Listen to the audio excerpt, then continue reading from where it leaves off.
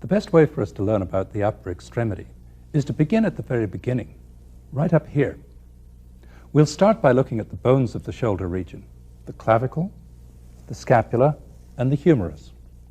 Then we'll look at the joints which let them move and at the muscles which make them move.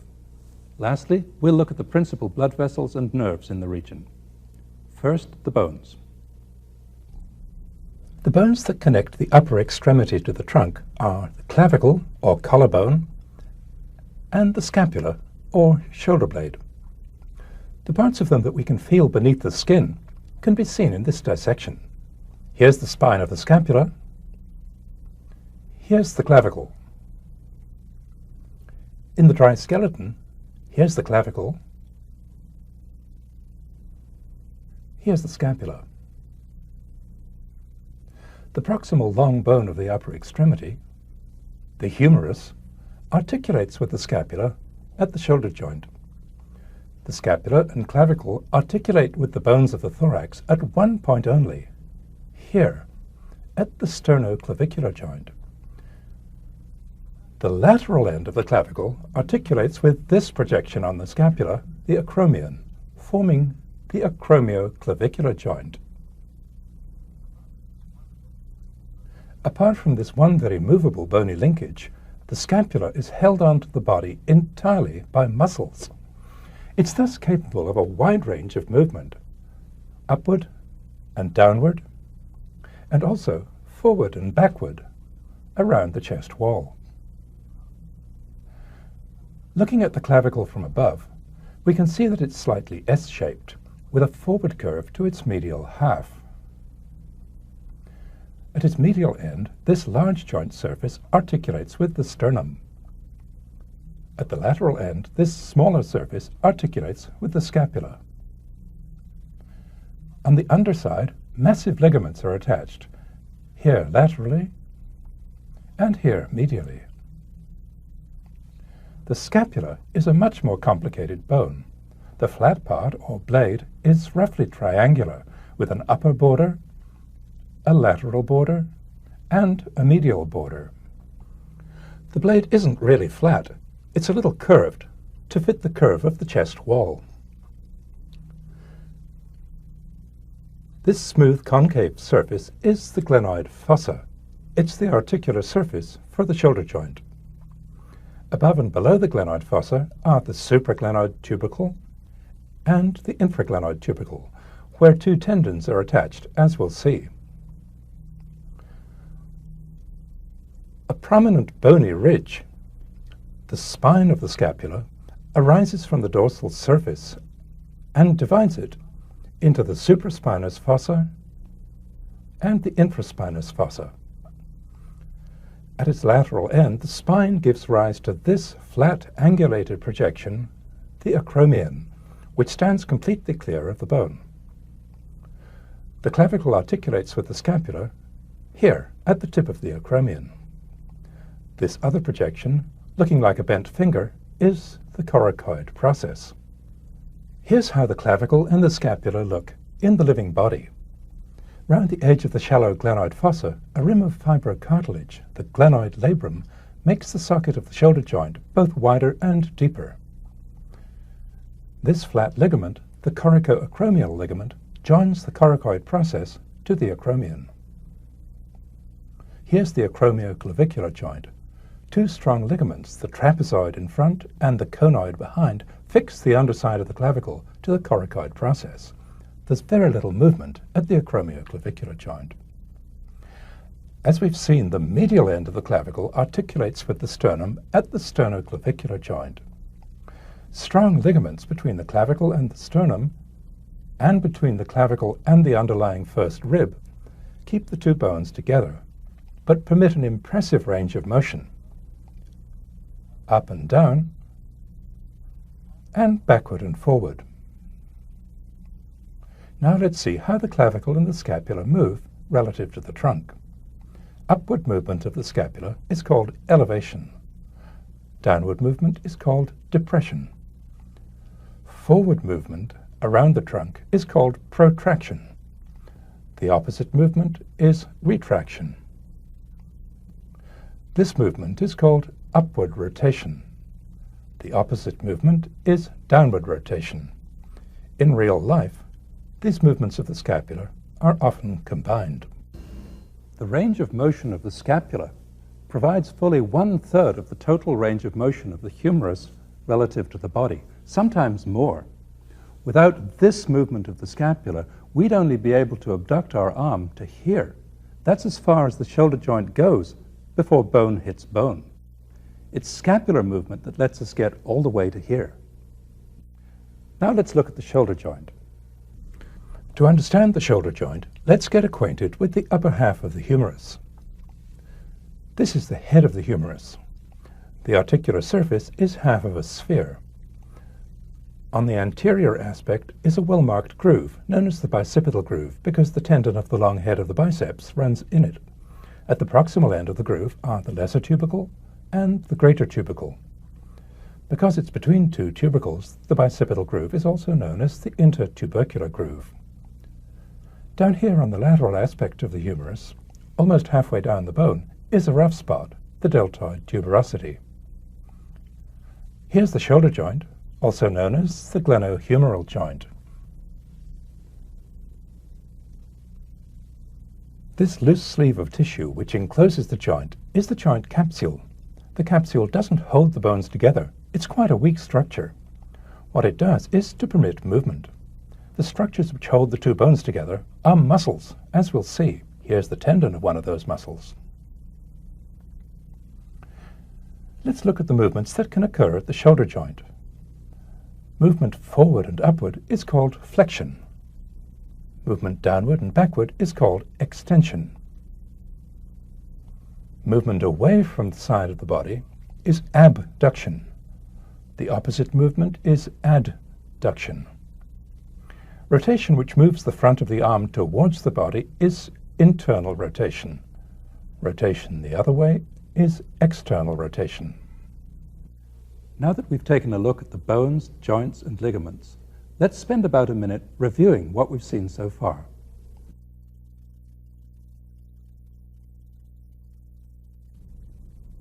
Here's the clavicle for an easy start.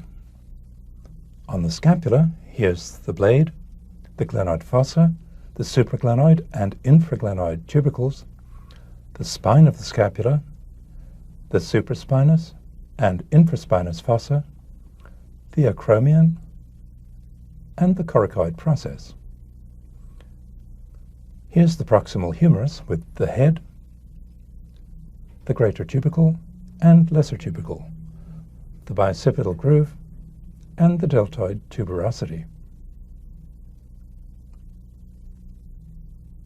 Here's the sternoclavicular joint, and here's the acromioclavicular joint with the conoid ligament and the trapezoid ligament. On the scapula, here's the glenoid labrum and the coracoacromial ligament. Lastly, here's the capsule of the shoulder joint. For the biceps tendon. Now let's look at this unique joint where two quite different things happen. The humerus articulates with the forearm bones to form the elbow joint, and the forearm bones articulate with each other to form the proximal radioulnar joint. Here's the joint with its loose capsule removed and its ligaments intact. Here's the front of the joint in extension, and here's the back of the joint in flexion. The key structure to understand is this remarkable ligament, which not only holds the radial side of the elbow together, but also holds the rotating head of the radius in place against the ulna. It has two parts. This part is the radial collateral ligament. This part is the annular ligament. We'll take the humerus out of the picture for a minute to get a look at the proximal radioulnar joint. Here's the trochlear notch of the ulna. Here's the head of the radius, seen end on. The annular ligament, together with the radial notch of the ulna, provides a perfectly fitting socket for the head of the radius to rotate in. Here's the annular ligament with the radial head removed. It's attached to the edges of the radial notch of the ulna. It's shaped like a shallow cup, wider here than here, to fit the radial head, not just around here, but also under here. So the radial head, while it's free to rotate, is otherwise totally trapped. Now let's go back to the intact elbow joint and see how it's held together by its two collateral ligaments. The radial one arises from the lateral epicondyle. It fans out and becomes continuous with the annular ligament. The two parts of this complex ligament hold the humerus and the radial head securely together. What we see here isn't the edge of the ligament, it's the cut edge of the tendon of origin of a muscle, the supinator, which arises from the ligament. We'll see this shortly. Here's the ulnar collateral ligament. It arises from the medial epicondyle and fans out in a triangle. It's attached to the ulna all along the medial side of the trochlear notch. To complete our picture of the elbow joint, here it is with its capsule intact. The capsule is thin and baggy in front and also behind to allow a full range of movement. There's also a very flexible sleeve of joint capsule here between the annular ligament and the neck of the radius. The elbow joint is stable, that means it stays together, for two reasons, partly because of the strength of the ligaments, which we've seen, and partly because of the shape of the bones. The humerus and the ulna interlock closely and deeply. Their surfaces are curved in two planes, from front to back and from side to side. The elbow and the proximal radio-ulnar joint are considered to be all one joint because they're enclosed in one continuous space. By contrast, the two joints that we'll look at next, the distal radio-ulnar joint and the wrist joint, are physically separate, even though they're close together. So we'll look at them separately. To understand the distal radio-ulnar joint, let's look at the distal ends of the radius and the ulna. The head of the ulna has a rounded articular surface. This part articulates with the radius. This part articulates with a key structure that we'll see shortly, the triangular fibrocartilage. The pointed tip of the ulna is called the ulnar styloid. The broad distal end of the radius has two articular surfaces. This large one articulates with the proximal row of carpal bones. This small surface articulates with the ulna. This point is the radial styloid. Here's the distal radio-ulnar joint with its capsule intact and with its capsule removed. Here's the structure that holds it together, the triangular fibrocartilage. It's also known as the articular disc. It's attached to the radius here and to the ulnar styloid here. As the distal end of the radius rides around the head of the ulnar styloid provides the pivot point. Now let's look at the wrist joint. Though we often speak of it as one joint, there are really two joints here, very close together. They're called the radiocarpal joint and the midcarpal joint. To understand them, let's look at the bones. We'll look at them this way up. 8 small carpal bones form the carpus. Distal to the carpus are the metacarpal bones, numbered 1, 2, 3, 4, and 5.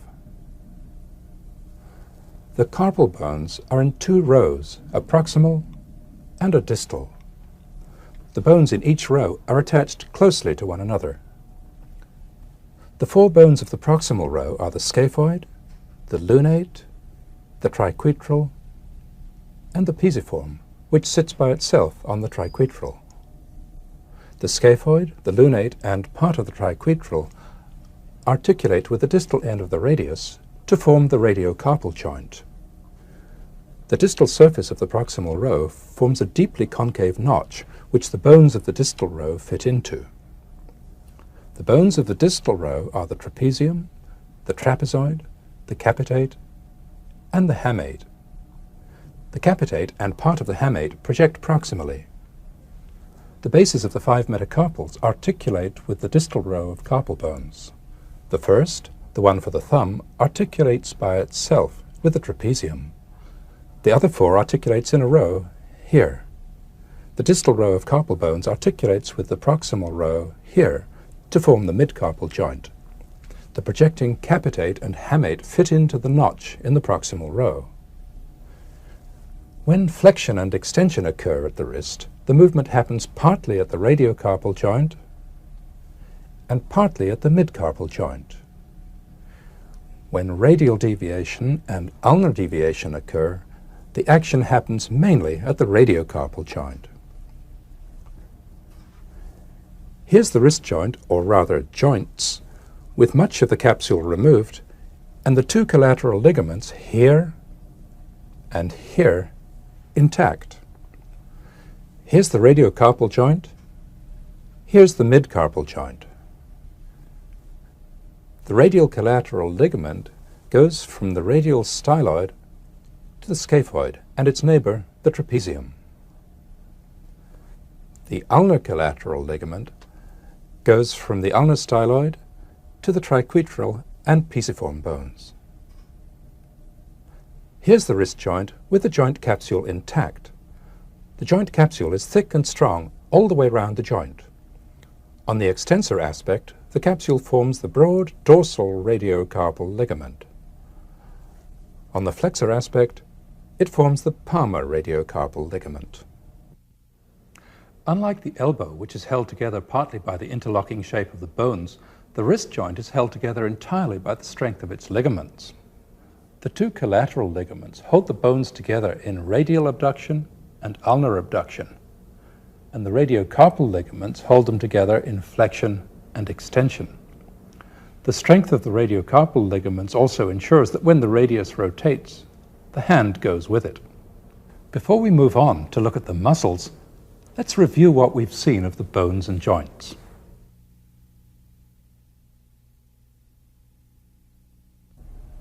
On the humerus, here's the medial epicondyle and epicondylar ridge, and the lateral epicondyle and epicondylar ridge. Here's the capitulum and the trochlea.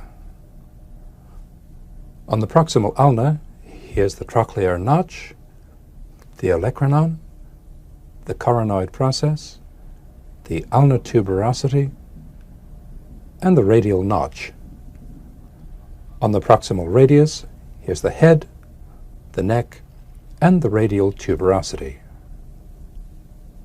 Here's the radial collateral ligament, the annular ligament, the ulnar collateral ligament, and the joint capsule. On the distal ulna, here's the head and the ulnar styloid.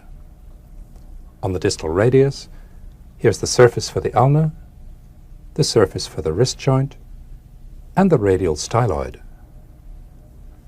Here's the scaphoid, the lunate, the triquetral and pisiform, the trapezium, the trapezoid, the capitate, and the hamate. And here are the metacarpals.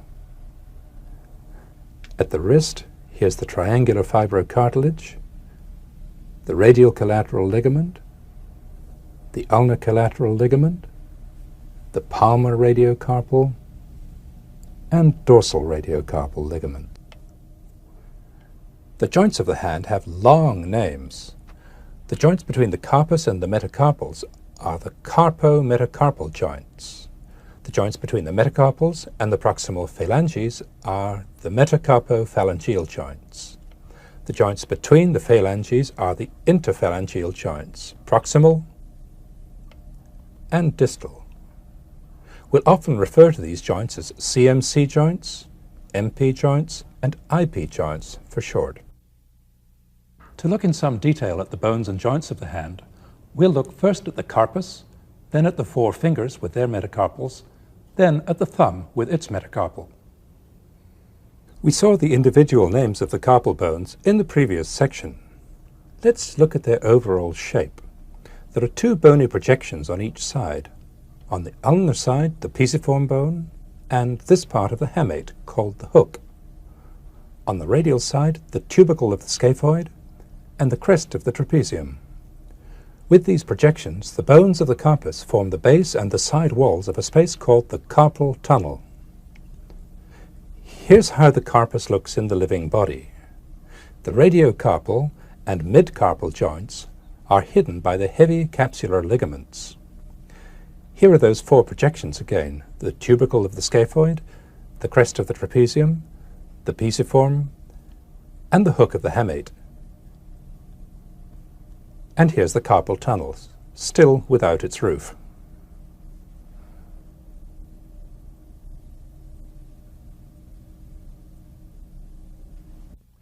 Now let's move on to look at the metacarpals of the four fingers and at their CMC joints. Here are the carpometacarpal joints. The bases of the four finger metacarpals, tightly packed together, articulate here with the distal row of carpal bones. The base of the first metacarpal, the one for the thumb, articulates separately here with the trapezium. These four carpometacarpal joints only allow a small amount of movement. The fifth metacarpal is the most mobile, the fourth is less so, the third hardly moves at all, and neither does the second. When the CMC joints are flexed, the metacarpal heads lie in a curve. This strong ligament is the deep transverse metacarpal ligament. It keeps the metacarpal heads of the four fingers from spreading apart. As it crosses each MP joint, the ligament is continuous with a structure that we'll meet shortly, the palmar plate. Since it doesn't connect to the first metacarpal, the ligament doesn't prevent movement of the thumb away from the hand. Next, we'll move on to the bones and joints of the fingers themselves. The proximal and middle phalanges are flattened on their flexor aspects. The flexor tendons run along here. The sheath that surrounds the flexor tendons is attached to these ridges. The tip of the distal phalanx is flattened. The fibrous pulp of the fingertip is attached here. The bed of the fingernail is attached here. Now let's look at the metacarpophalangeal joint, the MP joint. It's the joint at which the finger becomes separate from the hand. We'll take the other fingers away so that we can see it from all sides. The articular surface of the metacarpal head is curved in two planes, from side to side and from front to back. The base of the proximal phalanx has a concave articular surface that's also curved in two planes. The shape of the bones allows a wide range of flexion and extension at the MP joints. It also allows a range of side-to-side movement that's greater when the joints are extended, less when they're flexed. We'll see why that is in a minute. Let's see what the joint looks like in the living body. The MP joint has a capsule that's loose on the back to allow the joint to flex. On the front, the capsule thickens remarkably into a tough piece of fibrocartilage, the palmar plate, also called the palmar ligament. The palmar plate moves along with the proximal phalanx when the joint flexes. Here's the palmar plate incised to show how thick it is. As we'll see, some important structures are attached to the palmar plate, or merge with it. One of them we've seen already, the deep transverse metacarpal ligament. It goes here. Here, we've removed most of the joint capsule so that we can see the two massive collateral ligaments which hold the MP joint together. The collateral ligaments run obliquely from the back of the metacarpal head to the front of the base of the proximal phalanx. The collateral ligaments are loose when the joint is extended, but when it's flexed, they become tight. So when the joint is extended, side-to-side movement can occur readily, but when the joint is flexed, the tightness of the ligaments prevents side-to-side movement. We need to understand the names that are given to those side-to-side movements at the MP joints. Spreading all the fingers apart is called abduction. Bringing them all together is adduction. Those are useful terms for describing those collective movements of the fingers. But when we're speaking of an individual finger, it's often simpler to speak instead of ulnar deviation and radial deviation. Now let's move on to the interphalangeal joints. The proximal and distal IP joints are very much alike. They're different from the MP joints in that they only allow flexion and extension. The head of the phalanx is curved mainly from front to back, with a slight depression in the middle. The base of the adjoining phalanx has a corresponding curve to it.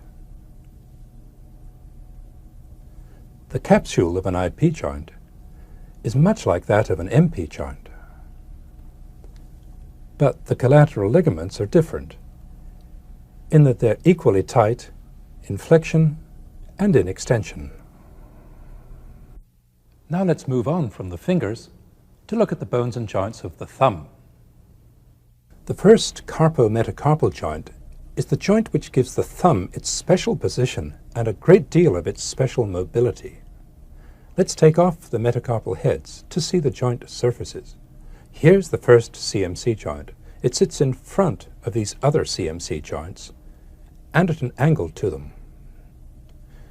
Because of this, the thumb and its metacarpal lie in front of the fingers and their metacarpals. Because of the angle of the carpometacarpal joint, the thumb faces not forward as the fingers do, but sideways across the hand. The articular surface on the trapezium is curved in two planes, from side to side and from back to front. The base of the first metacarpal is curved in the same way. The shape of the joint surfaces enables the first metacarpal to move in this plane and in this plane. We'll name those movements in a minute, but first let's look briefly at the other two joints of the thumb. The MP joint of the thumb is unlike the finger MP joints. It's much more like an interphalangeal joint. It permits only flexion and extension. On its flexor aspect there are two tiny sesamoid bones, which are embedded in the joint capsule. The one interphalangeal joint of the thumb is just like the IP joints of the fingers. Now, let's go back to the CMC joint and see how the first metacarpal moves and what the movements are called. Movement away from the second metacarpal is called abduction. Movement toward it is adduction. Movements at right angles to this axis are called flexion and extension. These two sets of movements often happen in combination. As it makes these movements, the first metacarpal also rotates around its own long axis, as the pen is doing. When it's abducted and flexed, it rotates medially. When it's adducted and extended, it rotates laterally. This rotation can't happen in isolation, but only as part of those other bigger movements. It happens because of the curious and complex shape of the CMC joint surfaces. This important and complex movement of the thumb is called opposition. It's a combination of abduction, flexion, and medial rotation, all occurring here at the CMC joint. Because of the rotation that occurs, the tip of the thumb ends up pointing toward the fingers. Once the thumb is in opposition, flexion at the MP and IP joints brings the tip of the thumb into contact with the fingers. We've looked at the bones and joints of the hand and at the movements they're capable of. Before we move on to look at the muscles which move the fingers and thumb and the tendons by which they act, there are a number of important pulleys and sliding structures that we need to understand. These structures guide the direction of pull of the tendons as they cross the wrist joint and pass along the fingers. We'll look first at the two big pulleys at the wrist, the flexor retinaculum and the extensor retinaculum. Here's the flexor retinaculum. It's a tough, unyielding strap of fibrous tissue. The flexor retinaculum is the structure that forms the roof of the carpal tunnel. It's attached on the radial side to the scaphoid and the trapezium, and on the ulnar side to the pisiform bone and the hook of the hamate. As we'll see, the median nerve and all the flexor tendons to the fingers and thumb go through the carpal tunnel. The flexor retinaculum branches off in two places, here and here, to enclose two small separate tunnels. This one on the radial side encloses the tendon of flexor carpi radialis. This one, superficial and on the ulnar side, encloses the ulnar artery and nerve. We'll be returning to the flexor retinaculum later to look at some important structures that arise from it, the palmar aponeurosis and some of the thenar and hypothenar muscles. Let's go round now to the dorsal aspect of the wrist to see the other big pulley, the extensor retinaculum. It runs obliquely from this ridge on the radius to the ulnar styloid, the triquetrum, and the hamate. The extensor retinaculum has a number of deep extensions which are attached to the underlying radius. These divide the space under the retinaculum into several small separate tunnels. All three wrist extensors and all the extensor tendons to the fingers and thumb pass under the extensor retinaculum. Now let's look at the structures in the fingers and in the thumb which hold the flexor and extensor tendons in place, allow them to move, and guide their direction of pull. In each finger, this structure, the flexor tendon sheath, provides the two flexor tendons with a smoothly lined, tightly enclosing tunnel to run in. The sheath starts just proximal to the MP joint and extends all the way to the distal phalanx. To see the sheath better, we'll divide it. Parts of the sheath are thick and fibrous, and parts of it are thin and collapsible. On this finger, we'll remove the thin parts of the sheath and just leave the thick parts.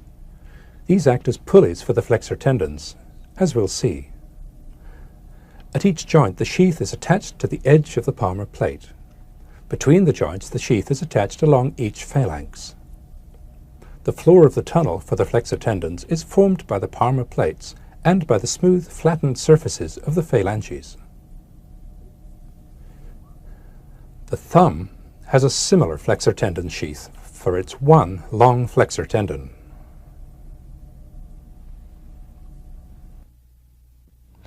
The arrangement for the extensor tendon is entirely different and quite complex. On each finger, the extensor tendon and the tendons of three intrinsic muscles come together to form a structure called the extensor mechanism. Let's take a look at it. We'll look at the muscles themselves a little later. So that we can see the extensor mechanism from all sides, we'll look at one finger in isolation. Here's the extensor tendon approaching the back of the MP joint. Here, both on the radial side and on the ulnar side, is the tendon of one of the interosseous muscles. In addition, here, on the radial side only, is the tendon of a lumbrical muscle. On each side, a triangular sheet of tendinous tissue fans out and connects the extensor tendon to the interosseous tendon. This triangular sheet is called the extensor hood. The big extensor tendon divides into three slips over the proximal phalanx.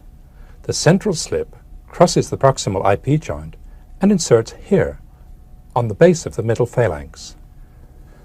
The slips on each side fuse with the interosseous tendon to form the two lateral bands.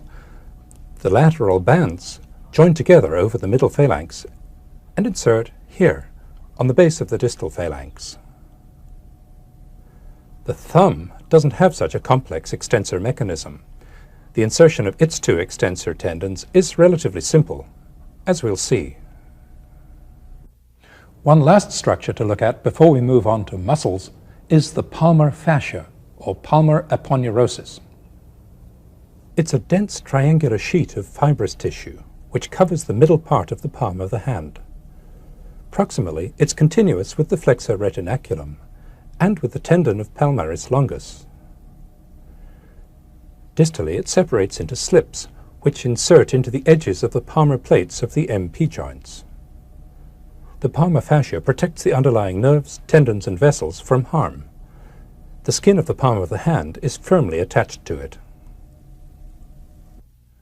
Now that we've looked at the bones, joints, and pulleys of the hand, we're almost ready to see the muscles. Before we do that, let's review what we've seen so far.